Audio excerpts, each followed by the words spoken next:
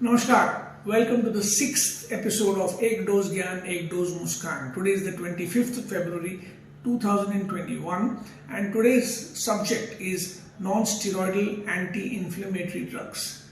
The subject of the Gyaan portion and the subject of the Muskaan portion are both the same. So let's begin with Gyaan, and the topic is the NSAID garbage bin. We have about 20 non-steroidal anti-inflammatory drugs for our perusal in our armamentarium, and many of them are not only useless but also fairly harmful enough to be discarded by us permanently, banished from our memories. So let's start with the drug that I love to hate, the notorious COX-2 inhibitor, etoricoxib.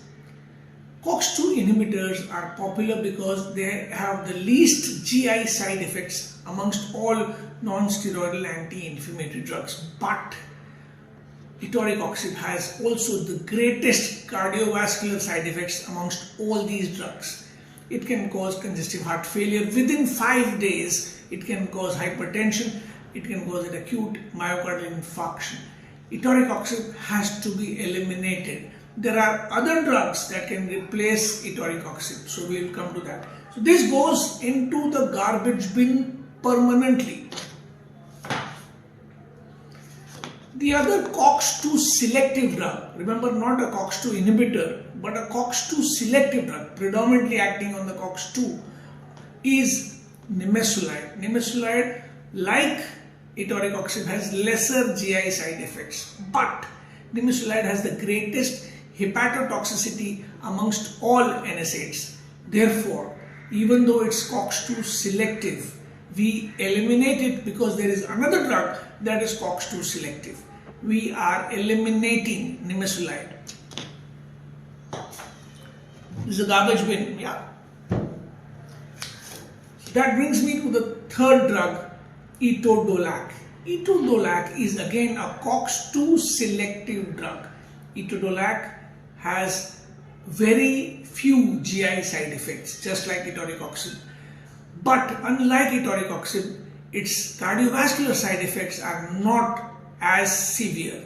It can cause high blood pressure like any other non-specific non-steroidal anti-inflammatory drug. It can cause edema in a patient with ischemic cardiomyopathy. But of the three drugs that we just went through, this is the safest for the heart amongst these three. So if you want to give something that is GI safe, give etodolac. I am not putting this in the garbage bin. Another drug that does not deserve the garbage bin is naproxen. Naproxen is a non-specific, non-steroidal anti-inflammatory drug. It is extremely useful in two conditions that we know about: gout and ankylosing spondylitis. Also, it is a drug that is the favorite of neurologists in migraine. So migraine, gout, ankylosing spondylitis, this drug is often the drug of choice. This will not be put in the garbage bin. Another drug that is favored in gout and in migraine is indomethacin. There are in fact some types of migraine that are only responsive to indomethacin. So again, this drug, indomethacin, which will be useful in particular conditions, will not be put in the garbage bin. When it comes to the pain of dysmenorrhea, a drug universally favored by doctors and patients is mefenamic acid. That is the sole reason why I will not put mefenamic acid in the garbage bin. It will stay with the other non-steroidal drugs as a favored drug. As you know, NSAIDs, that is non-specific, non-steroidal anti-inflammatory drugs, are those that are not COX-2 selective. They inhibit COX-1 and COX-2 equally. We have kept three of them already in our armamentarium, and they are naproxen, indomethacin and mefenamic acid. The fourth one that we keep in our armamentarium is ibuprofen. As you know, ibuprofen is probably the cheapest available anti-inflammatory drug in the country, and this therefore, because of its great cost, cannot be put in the garbage bin. If ibuprofen is there with us, why do we need ketoprofen or flurbiprofen? They are not to be used. There is a patch of ketoprofen. I don't want you to use it because the patch does not cause less GI side effects or less renal side effects. So these two drugs, if you have already 4 non-specific drugs with you, you do not need the most popular drug of all, diclofenac. Diclofenac is extremely popular, and oral diclofenac has greater GI toxicity than ibuprofen, for example. If you have indomethacin, naproxen, if you have ibuprofen, you don't need diclofenac except as an injectable. Injectable diclofenac is useful, but oral diclofenac should be discarded.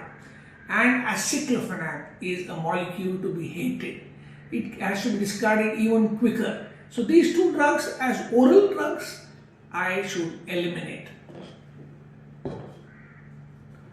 Do you know that all NSAIDs can cause Stevens-Johnson syndrome? But the one NSAID that causes most Stevens-Johnson syndrome is piroxicam.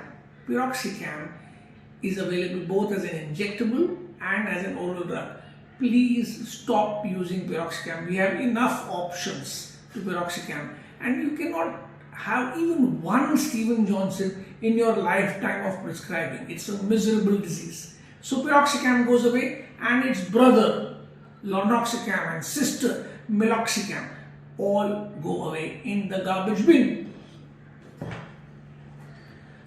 A very popular drug amongst dentists is ketorolac. Ketorolac again is injectable and oral. Oral ketorolac has so many substitutes that it should be thrown away, especially because ketorolac is more nephrotoxic than any of these. So throw away oral ketorolac.